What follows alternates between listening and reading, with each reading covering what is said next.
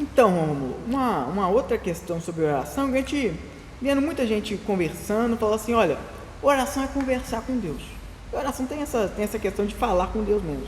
Mas a maneira que se coloca é que é uma conversa qualquer, pode ser uma conversa, inclusive, totalmente formal, mas a conversa com Deus em oração, qualquer coisa se diz a Deus em oração? Ou existe alguma restrição na hora de se falar com Deus? Existe uma coisa, isso aqui não é muito bacana de se falar com Deus. Isso aqui, olha, já é bom de se falar com Deus. Existe palavra certa, existe termo certo, existe assunto certo.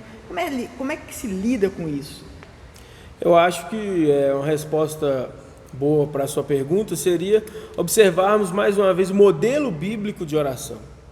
Sempre quando os autores bíblicos vão orar, eles dizem Pai Santo, eles dizem ó Deus grande e terrível, ó Deus Santo. Não parece que está falando com um amiguinho também, não? Não, é realmente, né, esse conceito que existe hoje de que Deus é o meu amigo, de que Deus é como sou eu e você, de que Deus eu posso me relacionar com Ele de uma forma quase que informal. Eu te diria que isso tudo é uma ideia antibíblica. Nós não conseguimos observar nem em Jesus, o Filho de Deus, o Pai, usando tantos termos como são usados hoje, como Deus é meu camarada, Deus é meu chegado, Deus é meu parceiro, eu troco ideia com Deus.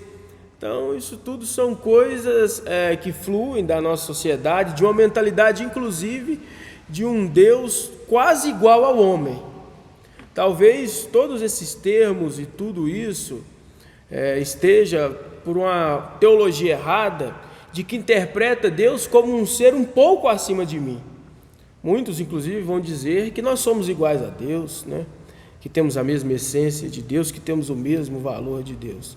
Então, se Deus é igual a mim, para que me referir a Ele como um ser supremo, como um ser grande, como o Pai da glória, como aquele que habita na glória inacessível, como aquele que nenhum homem viu e nem pode ver? Então, todos esses termos bíblicos que carregam um peso teológico muito grande, porque o que significa ser Deus o meu Pai? O que significa Deus ser grande e terrível? O que significa Deus ser santo? Todos esses termos bíblicos que são usados pelos autores, quando nós vemos as pessoas usando esse linguajar, perdem esse conteúdo teológico que fala muito sobre a nossa fé. Fala o Deus e Pai do nosso Senhor Jesus Cristo. Então, quando nós tratamos a oração dessa forma, nós banalizamos a oração. Talvez você me diga, então só precisa de eu chegar perante Deus com termos bíblicos? É claro que não. Só os termos bíblicos, só os modelos bíblicos, se você pegar uma oração e ficar recitando, isso não tem poder algum espiritual. É claro que a oração, ela começa primeiro de um coração que deseja profundamente Deus. Mas até para que eu deseje profundamente a Deus, eu preciso conhecê-lo. Eu preciso saber quais são os modelos para que eu possa orar a esse Deus, para que eu o agrade. Então, não que essas palavras e tudo isso seja o fundamento da oração. O fundamento da oração é um coração que deseja a Deus. É um coração que anseia por Deus. É um coração que, como Davi diz no Salmo 63, tem ansiedade por Deus. Isso é o fundamento. E logo após isso nós precisamos orar quais são os modelos de oração. Como foi discutido há um tempo atrás, como Jesus orava, como Paulo orava, como Pedro orava, como Daniel orava. E baseado nisso é que nós vamos entender como esses autores interpretavam o Deus que eles serviam.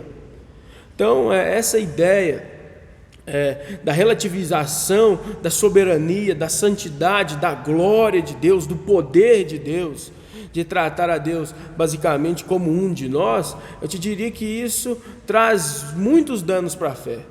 Muitos danos realmente para a fé e nos impedem de enxergar realmente quem é Deus. Então, eu te diria que nós precisamos recorrer à Bíblia, nós precisamos recorrer aos exemplos bíblicos, nós precisamos nesse tema ser profundamente teológicos, bíblicos, e olharmos os exemplos dos grandes homens de Deus. Talvez isso que nos falte. Nós estamos muito apegados às redes sociais, aos youtubers, aos pregadores modernos, aos pregadores coach, aos pregadores da teologia da prosperidade, mas não temos nenhum fundamento bíblico. Então, a partir do momento que nós vemos essas pessoas se relacionando dessa forma com Deus, nós acreditamos que isso é bom, de que isso é o correto, de que isso tem amparo bíblico. Mas, na verdade, que nós precisamos, acima de tudo, voltarmos à Escritura, voltarmos à Bíblia, voltarmos a um padrão bíblico de oração, para que nós possamos ter êxito na nossa vida de oração. Então, seria uma convocatória a observarmos os exemplos bíblicos da oração. Acredito que dessa forma nós conseguiríamos entender bem esse ponto. Amém.